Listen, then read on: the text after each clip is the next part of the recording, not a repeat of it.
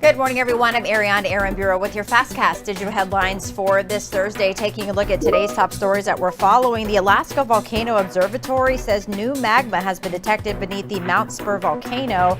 That, on top of rising gas levels, means experts say an eruption is likely, though the timeline remains uncertain, ranging from weeks to months. To better understand the potential impact, this is video from 1992. That is when Spur last erupted. And before that, in 1953, both times sending ash tens of thousands of feet into the air, disrupting air travel, damaging vehicles, and creating dangerous conditions for those with respiratory issues. While an eruption from Mount Spur is not guaranteed, emergency managers are taking proactive steps to ensure that Alaskans are prepared if it does happen. And after a contentious days-long debate, the education funding bill passed the State House, proposing a $1,000 increase per student. In addition to the initial increase, House Bill 69 proposes more increases through 2028.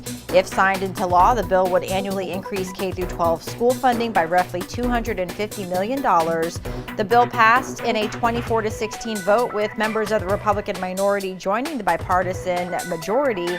While supporters call it an investment in Alaska's future, opponents worry where the money will come from. I urge this bill, and then let's move on to building the businesses and the communities that will then welcome the graduates of our great schools. I will say that there are two ways to pay for this bill, Mr. Speaker. If you vote yes, you're either going to murder the rest of the PFD or you're going to tell folks you're going to tax people. I'm interested to hear which one we're going to do to fund this, because right now we're about to write a check we can't cash and it's going to bounce on the other end. The bill now moves to the Senate. And a bill that would allow parents to anonymously surrender their infants into what are known as safe baby boxes is making its way through the Alaska legislature. The climate-controlled boxes are usually placed at fire stations and will sound an alarm when an infant is placed inside. Alaska already has a law that allows parents to surrender their babies, but they have to do the handoff in person. Safe baby boxes, they don't come cheap. They're about $20,000 a piece to purchase and install. But if the bill to legalize them passes, it wouldn't obligate the state to pay for them. The money would likely come from private fundraising.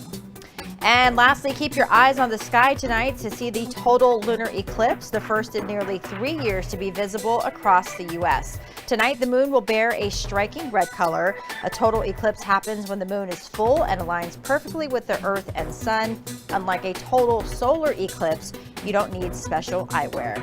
Those are your Fastcast digital headlines for this Thursday. I'm Aaron Bureau. Have a great day, and thanks for watching.